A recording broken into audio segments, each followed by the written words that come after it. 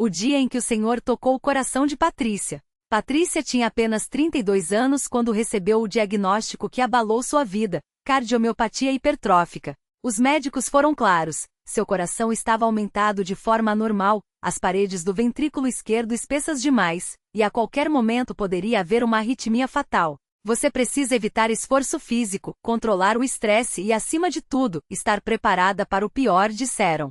Ela saiu do consultório com uma receita de remédios e uma sensação de que sua vida havia sido encolhida a um fio frágil. Os meses seguintes foram de angústia. Patrícia, que sempre fora uma mulher ativa, trabalhando como professora e cuidando da mãe idosa, agora vivia com medo. Cada palpitação, cada falta de ar a fazia pensar que aquele poderia ser o último suspiro. As noites eram as piores. Deitada na cama, ela ouvia o próprio coração bater descompassado e orava em silêncio, pedindo a Deus uma resposta que não vinha. Até que um dia, enquanto esperava o ônibus para mais uma consulta, uma senhora de cabelo grisalho e vestido simples sentou-se ao seu lado. Nota-se que era uma irmã da congregação cristã no Brasil pelo jeito sereno e pela Bíblia que carregava. Ao perceber a expressão abatida de Patrícia, a irmã, que se apresentou como Dona Maria, perguntou com voz suave: "Minha filha, você parece carregar um peso muito grande no coração. Posso orar por você?" Patrícia, surpresa com a gentileza daquela estranha, não conseguiu segurar as lágrimas. Entre soluços contou sobre a doença, o medo, a sensação de que Deus havia se esquecido dela. Dona Maria ouviu tudo em silêncio, depois segurou suas mãos e disse: "Deus não esquece de ninguém, minha filha. Ele está apenas esperando você buscar a Ele do jeito certo. Venha conosco no culto. Você vai ver que o Senhor tem uma resposta para você." Patrícia hesitou. Nunca havia entrado em uma igreja da congregação cristã, mas algo naqueles olhos cheios de fé a fez aceitar o convite. No domingo seguinte, Patrícia chegou à pequena sala de cultos da CCB, em um bairro simples da cidade. Não havia instrumentos musicais nem corais ensaiados, apenas irmãos e irmãs vestidos com modéstia, alguns de saias longas e blusas discretas, outros de terno simples. O ambiente era humilde, mas havia uma paz que ela não sentia há muito tempo. O ancião, um homem de barba branca e voz firme, abriu a reunião com uma oração. Depois os irmãos começaram a cantar hinos à capela, vozes unidas em harmonia pura: "Jesus, meu Salvador, a ti me entrego hoje." Patrícia sentiu algo estranho no peito, não era dor, mas uma comoção profunda. Quando chegou a hora dos testemunhos, uma irmã se levantou e contou como Deus a havia livrado de um câncer após meses de oração. Outro irmão falou da restauração de seu casamento. E Patrícia, ali sentada, pensou: será que Deus também pode fazer algo por mim? Ao final do culto, o ancião anunciou que haveria uma reunião de oração especial na quarta-feira para quem estivesse passando por provações. Dona Maria olhou para Patrícia e sussurrou: "Você vem, não é?" Ela sentiu, sem saber que aquela decisão mudaria tudo. Na quarta-feira, a sala estava cheia de irmãos ajoelhados, alguns chorando, outros em silêncio, todos com as mãos postas. Patrícia sentou-se num canto, observando. O ancião leu Salmos 34:18, "Perto está o Senhor dos que têm o coração quebrantado e salva-os de espírito oprimido", e então começou a oração. Era uma oração diferente de tudo que ela já tinha ouvido. Não eram palavras decoradas, mas clamores sinceros, cheios de fé. Os irmãos oravam uns pelos outros, mencionando nomes, pedindo a Deus que tocasse cada vida ali presente. Quando chegaram a Patrícia, Dona Maria se levantou e disse: "Senhor, esta irmã está com o coração doente, mas nós sabemos que tu és o médico dos médicos. Toca nela, Pai. Faz com que seu coração seja restaurado, não só no físico, mas na fé." Patrícia sentiu as lágrimas escorrerem. Nunca alguém havia orado por ela daquele jeito. O ancião então se aproximou, colocou a mão em sua cabeça e orou com autoridade. "Em nome de Jesus, eu determino que esta doença saia do corpo desta serva. Que seu coração seja curado, que a paz do Senhor inunde sua vida. Amém." Os irmãos responderam em coro: "Amém." Nesse momento, Patrícia sentiu algo como uma corrente elétrica percorrer seu corpo. Não foi dor, nem alívio imediato, mas uma certeza inexplicável: Deus a havia ouvido.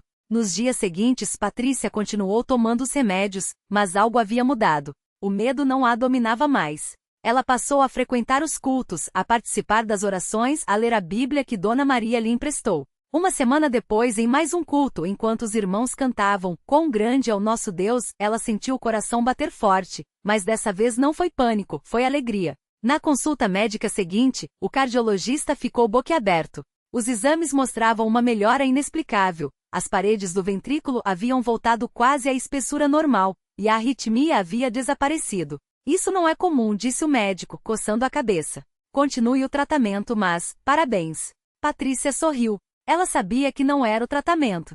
Era Deus. No domingo seguinte, Patrícia se levantou para dar seu testemunho. Com voz trêmula, mas firme, contou tudo o que havia passado e como o Senhor a havia curado. Os irmãos ouviram em silêncio, alguns chorando, outros glorificando a Deus.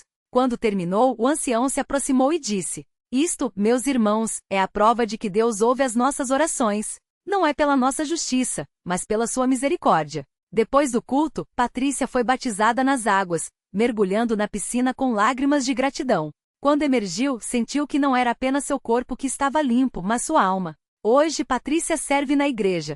Ajuda a cuidar das crianças nas reuniões de doutrina, visita os doentes e sempre que pode, compartilha sua história. Ela aprendeu que a fé não é a ausência de medo, mas a certeza de que Deus está no controle, mesmo quando tudo parece perdido. E toda vez que canta os hinos à capela, sem instrumentos, apenas vozes unidas em adoração, ela se lembra daquele dia em que o Senhor tocou seu coração, não só o físico, mas o espiritual, porque na congregação cristã no Brasil, ela não encontrou apenas uma cura, encontrou uma família, encontrou a Deus. Confia no Senhor de todo o teu coração, e não te estribes no teu próprio entendimento. Provérbios 3:5, essa passou a ser a sua máxima. E ela vive para provar que quando Deus age, não há doença, nem medo, nem desespero que resista. A vida de Ana mudou tanto que até seus vizinhos notaram. Antes, ela era aquela mulher que mal saía de casa, sempre com o rosto marcado pela preocupação. Agora, era impossível não vê-la sorrindo, seja no mercado, na parada de ônibus ou mesmo quando ajudava a limpar a igreja antes das reuniões. Muitas vezes, as irmãs mais velhas a chamavam de lado e perguntavam: Ana, como você consegue ter tanta alegria depois de tudo que passou? Ela apenas sorria e respondia: porque eu sei que não foi eu quem me curei. Foi Deus. E se ele fez isso por mim, pode fazer por qualquer um. Um dia, durante uma reunião de oração, uma irmã jovem chamada Marisa se aproximou dela chorando. Seu filho de 3 anos, Lucas, tinha uma febre alta que não baixava há dias, e os médicos não conseguiam descobrir a causa. Os exames só mostravam que algo não estava certo, mas ninguém sabia o que era. Marisa, desesperada, segurou a mão de Ana e pediu: Irmã, você que já viu o poder de Deus, ore por meu filho. Eu não aguento mais ver ele assim. Ana não hesitou. Naquela mesma noite, depois da reunião, ela foi até a casa de Marisa. Quando viu o menino deitado na cama, pálido e fraco, sentiu o coração apertar. Mas também sentiu uma paz estranha, como se uma voz sussurrasse: Eu já venci a morte. Isso não é maior do que eu. Ela se ajoelhou ao lado da cama, colocou a mão na testinha quente de Lucas e começou a orar em voz baixa, mas firme. Não eram palavras bonitas ou cheias de teologia. Era o clamor de quem já tinha visto Deus agir e sabia que ele ouvia. Enquanto orava, Ana sentiu algo como uma corrente de ar quente passar por ela, como se o Espírito Santo estivesse ali bem perto. Quando terminou, olhou para Marisa e disse: Vá dormir, irmã. Amanhã seu filho vai estar bem.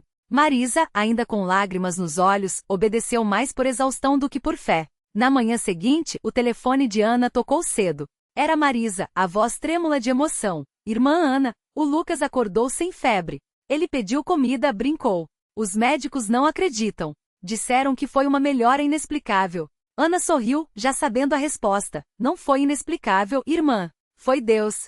O mesmo Deus que me curou. A notícia se espalhou pela congregação, e muitos que antes duvidavam começaram a buscar mais a Deus. Até o marido de Ana, que por anos havia se afastado da igreja, começou a frequentar as reuniões novamente. Uma noite, depois de um culto, ele segurou a mão dela e disse: Eu vi o que aconteceu com você. Vi o que aconteceu com o Lucas. Não dá mais para fingir que isso é coincidência. Eu quero servir a Deus de verdade agora. Ana não precisou dizer nada. Apenas abraçou ele, agradecida, enquanto as vozes dos irmãos cantavam ao fundo: Louvai ao Senhor, porque Ele é bom, porque a sua misericórdia dura para sempre. E assim o milagre que começou com uma mulher doente e desesperada se multiplicou. Porque quando Deus toca uma vida, Ele não para por aí. Ele quer transformar famílias, congregações, cidades. Ana aprendeu que a fé não é só para receber bênçãos, é para ser um canal delas. E todos os dias, quando ela entra na igreja e vê os rostos daqueles que, como ela, já foram curados, libertos ou consolados, ela sabe: não há lugar no mundo onde Deus esteja mais perto do que ali, no meio do seu povo, onde os corações se unem e os milagres acontecem. Porque na congregação cristã no Brasil, não se fala de Deus apenas como uma ideia. Fala-se dele como aquele que age, que cura, que salva, que transforma. E Ana, com sua vida, é uma prova viva disso. A história de Ana não ficou só entre as paredes da igreja. Ela voltou para casa com um coração transbordando de gratidão, mas também com uma missão. Sua mãe, que há anos sofria com uma depressão profunda, mal conseguia sair da cama. As orações de Ana por ela eram constantes, mas dessa vez, algo era diferente. Ela não pedia mais com lágrimas de desespero, mas com a certeza de quem já tinha experimentado o poder de Deus. Uma noite depois de mais um culto onde o Espírito Santo se manifestou com força, Ana chegou em casa e encontrou a mãe chorando no quarto. Sem dizer uma palavra, ela se ajoelhou ao lado da cama, colocou a mão sobre a cabeça da mãe e começou a orar. Não foram palavras bonitas ou elaboradas, foi um clamor simples, mas cheio de fé: Senhor, tu curaste a mim. Eu sei que tu também pode curar ela. Em nome de Jesus. No mesmo instante, uma paz inexplicável encheu aquele quarto. A mãe de Ana sentiu algo como uma corrente elétrica percorrer seu corpo, e de repente, como se um peso invisível tivesse sido tirado de suas costas, ela conseguiu respirar fundo. Os olhos antes vazios brilharam. Ela se levantou, abraçou a filha e pela primeira vez em anos, sorriu sem esforço. Filha, eu sinto que ele me tocou, disse com a voz trêmula, mas firme. E assim foi. Nos dias seguintes, a mudança foi tão visível que os vizinhos comentavam. A mulher que antes vivia trancada em casa, agora saía para caminhar, cantava enquanto arrumava a cozinha e o mais surpreendente, pediu para ir à igreja. No primeiro culto que participou, quando os irmãos a viram entrar, muitos não acreditaram. Alguns choraram. Outros louvaram a Deus em voz alta. Porque ali estava mais uma prova de que onde há fé, Deus age. Mas o milagre não parou por aí. O marido de Ana, que sempre foi um homem trabalhador, mas distante da igreja, começou a notar as mudanças em casa. A esposa, antes doente e abatida, agora tinha força. A sogra, que ele achava que nunca mais teria alegria, ria e contava histórias da infância. Até o filho mais novo, que tinha problemas de aprendizagem, começou a tirar notas melhores na escola. Uma noite depois do jantar, ele olhou para a família reunida e com a voz embargada disse: Eu não entendo o que está acontecendo aqui, mas se é Deus fazendo isso, eu quero conhecer esse Deus também. No domingo seguinte, ele estava sentado no banco da congregação, ao lado da esposa e dos filhos. Não sabia todas as letras dos hinos, não entendia ainda todos os ensinamentos, mas quando o coro começou a cantar glória a Deus nas alturas, paz na terra, boa vontade para com os homens, algo em seu coração se quebrou. Ele chorou sem conseguir segurar. E quando o pastor fez o convite para quem queria aceitar a Jesus, ele se levantou tremendo e foi até a frente. A igreja inteira explodiu em louvor. Não era só mais uma alma sendo salva, era uma família sendo restaurada, uma geração sendo transformada. E Ana, de pé ao lado do marido, com os filhos abraçados a ela, entendia agora o que o pastor sempre dizia: Deus não muda as coisas. Ele muda corações. E quando ele muda um coração, tudo ao redor muda também. Os anos passaram, e aquela família se tornou um testemunho vivo na congregação. A mãe de Ana, livre da depressão, passou a visitar outras mulheres que sofriam do mesmo mal, levando-lhes esperança. O marido de Ana se tornou um diácono dedicado, sempre pronto a servir. E Ana? Ela continuou indo à igreja não só para receber, mas para dar. Porque aprendeu que os milagres não são só para nós, são sementes que Deus planta em nossas mãos para que, com fé, possamos semear em outras vidas. E assim, toda vez que alguém novo chega à congregação cristã no Brasil com um coração ferido ou uma necessidade impossível, os irmãos já sabem. Ali no meio do povo de Deus, entre os cânticos, as orações e a palavra pregada com unção, o milagre não é uma possibilidade. É uma certeza. Porque Deus é o mesmo ontem, hoje e sempre. E Ele ainda faz o que fez nos tempos bíblicos, abre os olhos dos cegos, liberta os cativos, ressuscita sonhos e, acima de tudo, transforma vidas. Para sempre. Era uma tarde de domingo na congregação cristã no Brasil, quando uma jovem chamada Marisa entrou pela primeira vez na igreja. Ela vinha com o peso de um diagnóstico médico que lhe tirara a paz, uma doença rara que os médicos disseram não ter cura. As dores eram constantes, e a cada consulta a esperança se esvaía mais. Até que uma vizinha, que já havia sido curada de um problema de saúde após orações na CCB, a convidou: Vem, minha filha. Lá tem um Deus que faz o impossível. Marisa entrou com receio, mas ao sentir o ambiente de fé, algo dentro dela começou a mudar. Os irmãos a receberam com um abraço sincero, como se já a conhecessem há anos. Durante o culto, enquanto os cânticos subiam em uníssono, ela sentiu uma paz que não experimentava há muito tempo. Quando o irmão que presidia o culto fez o apelo para os que precisavam de oração, Marisa levantou a mão tremendo. Irmãs se aproximaram, impuseram as mãos sobre ela e começaram a orar com fé. Senhor, o Senhor é o mesmo que curou os leprosos, que deu vista aos cegos, que ressuscitou Lázaro. Toque em Marisa, restaure seu corpo em nome de Jesus. As lágrimas escorriam pelo rosto dela enquanto sentia algo diferente percorrer seu corpo. Não foi instantâneo, mas nos dias seguintes, as dores começaram a diminuir. Uma semana depois, ao retornar ao médico, os exames mostravam uma melhora inexplicável. Isso não tem explicação científica, disse o médico, surpreso. Mas Marisa sorriu, porque ela sabia, não era ciência, era Deus. Hoje Marisa não só está completamente curada, como também serve na igreja, ajudando outros que chegam com suas dores e angústias. Ela conta sua história com os olhos brilhando, porque sabe que não foi apenas um milagre físico, mas uma transformação de alma. Deus não só me curou, Ele me deu uma nova vida. Agora eu vivo para servi-lo. E assim como Ana e tantos outros, Marisa se tornou mais uma prova de que na congregação cristã no Brasil, Deus continua agindo com poder. Não são histórias inventadas, são testemunhos reais de um Deus que não mudou. Ele ainda ouve, ainda responde, ainda transforma. Porque onde há fé, Ele está presente. E onde Ele está, o impossível se torna possível. Para sempre. Na mesma cidade onde Marisa testemunhava seu milagre, vivia um jovem chamado Lucas, de apenas 22 anos. Ele era conhecido por todos como um rapaz alegre, cheio de sonhos, mas há 2 anos carregava um peso invisível que o consumia por dentro. Um acidente de carro tinha tirado a vida de seu pai, e desde então, Lucas se afundava em revolta e tristeza. As noites eram as piores, ele se trancava no quarto, ouvindo músicas que falavam de desespero, e muitas vezes pensava que não havia mais razão para viver. Sua mãe, Dona Clara, era uma irmã fiel da congregação, mas Lucas se afastara. Deus não existe, mãe. Se existisse, não teria deixado o pai morrer, ele dizia, com os olhos cheios de lágrimas contidas. Dona Clara orava todas as noites, pedindo a Deus que tocasse no coração do filho. Até que um domingo, sem forças para discutir, ela simplesmente disse: "Venha comigo hoje, filho. Não é para a igreja, é para você. Só uma vez." Lucas foi. Não por fé, mas por cansaço.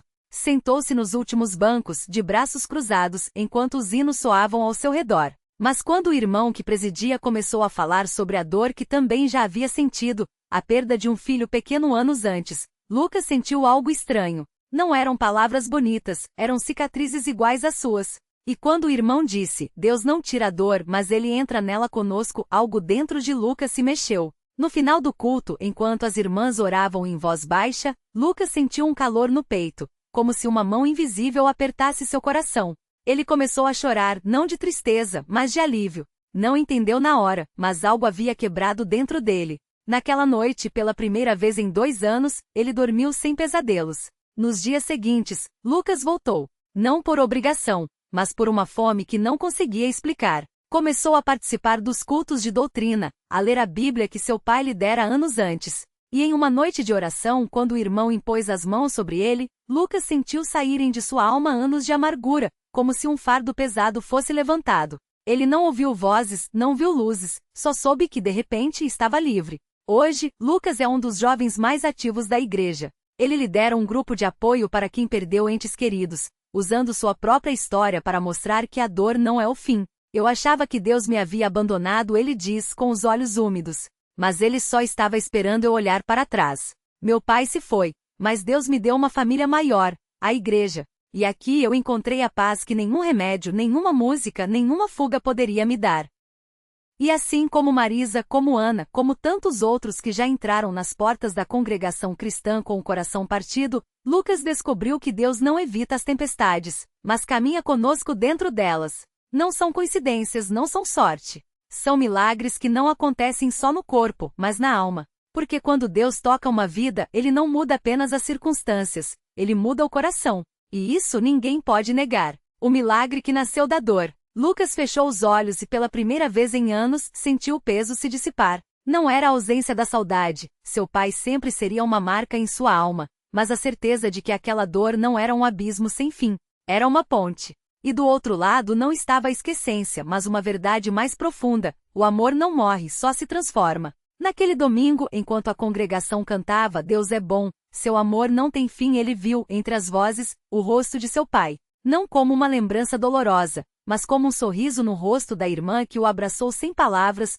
no aperto de mão do irmão em Cristo que disse eu também perdi, mas estamos juntos. Era um milagre. Deus não trouxe seu pai de volta, mas multiplicou seu amor em dezenas de mãos estendidas, em orações que carregavam seu nome, em uma família que ele nunca soube que precisava. A reflexão veio quietamente como o raiar do sol após a tempestade. Talvez a maior prova de que Deus existe não seja a falta de dor, mas a capacidade de, mesmo partidos, nos reconstruirmos com suas mãos.